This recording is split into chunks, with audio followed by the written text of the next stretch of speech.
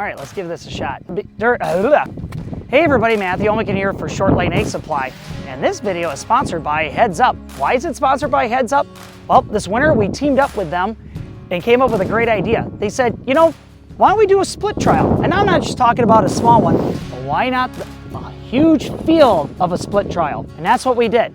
We worked with an area farmer here in Clark County, just right on the outskirts of Seed Town, and we filled one half of the planter that had Heads Up added to the seed treatment, and the other one was left as the seed treatment alone. And throughout the season, the differences were really subtle.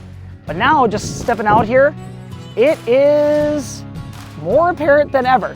So here's what's going on. This was the side of the planter that had Heads Up added. This side is without. Do you notice the difference? And just to disclose, these are all 09 Xtavio soybeans, so there's no variety difference. But if we take a closer look, just using the eyeball test before we dig deep into it, you can see on this half that had the Heads Up added, this is a sea of green. And we're seeing very, very limited stress on these plants. They're starting to turn, but you can see that they're holding their green vibrance really well. And then over here, we're noticing that this side had a little bit more stress and is turning early. But why don't we take a closer look at these? So when we're looking at this side that didn't have the Heads Up, one thing I noticed is not just with the yellowing, but you can see that, you know, we have decent pod setting. We got some lateral branching, but it doesn't seem quite as robust as you step into this green part. You can see that we have more lateral branching. We're noticing a few more solid pod sets, and we just see less yellowing and less distress on the leaves themselves. It's really interesting to see that we just have more consistent high performance on the beans that had Heads Up added versus the ones that just had the base treatment on here.